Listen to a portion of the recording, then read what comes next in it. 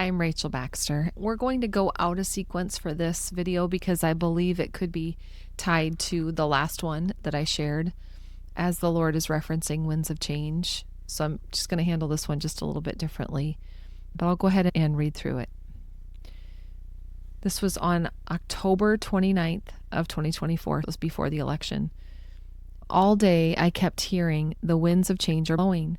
Many times outside where it happened to be a windy Nebraska day, but also inside away from the wind. Lord, what do you want to say right now? The winds of change are blowing. It is my breath that blows across this earth. A mighty exhale that signals the change. We can't go back now. There is no going back. There is only forward motion. For those in me, that will feel like motivation and coordination while the escalation of the chaos grows. Fear not, sons and daughters. I asked you if you were ready to give me your life.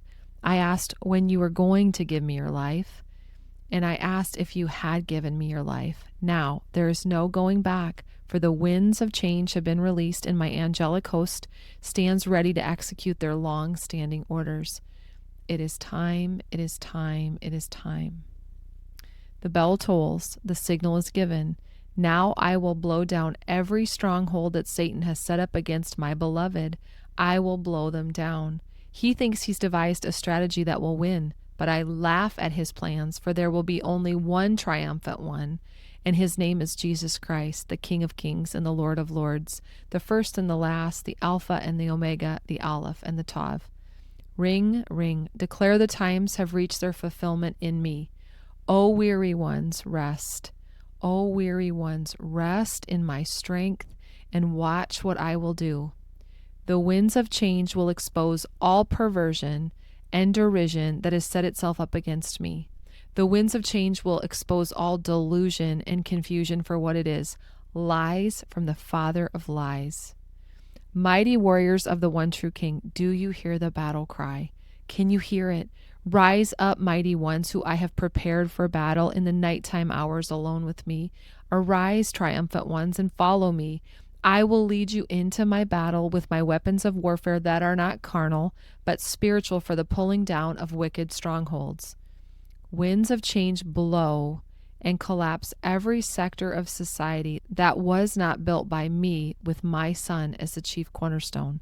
Blow down every precept that stands in opposition to me and mine.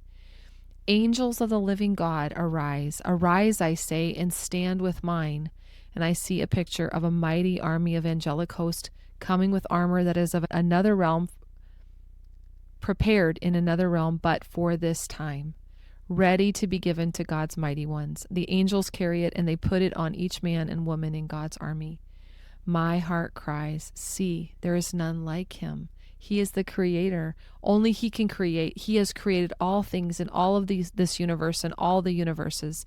It is nothing for him to have prepared unseen weapons unthought of by man or fallen one. Satan has no idea of God's capabilities, though he stood at his side for an age. Abba is always creating. He is always doing a new thing. Though there is nothing new under the sun, there is certainly all things new outside of him. There is certainly all things new outside of it. He says, children, come to me. My family, come to me. Rise up into the truth of who you are in me and the inheritance I have to give. You are mine, so be mine. Choose to no longer be anyone or anything else's. Rest in the perfect identity I've given to you. Accept it. Do not fight against it anymore. For the winds of change blow, and they will not stop now until they have brought about the end of all things of this age and ushered in the age that is to come, the age that all creation has awaited. My Son, high and lifted up, King and lover of your soul, ruling and reigning on this earth and over all the realms, with each of you by his side. The winds of change blow his government into position. His government will be released at my command. Do you think you've ever really experienced newness of life? You are about to. What will look like destruction and death is truly rebirth. The old must pass away to make way for the new. I make all things new. The winds of change come now. They are here. Allow them to carry you along and propel you to new heights in me. Do not fight against them, for you will grow weary. Like a ship being carried along by the breeze, I will carry you along, and you will cover a great distance in a short time. The winds of change will blow the distress of this nation and bring it to its knees. This nation will bow low. This nation will have its back broken. But those who are mine will come together as my family, and you will form a new nation under your shepherd. Watch, a sign that is given.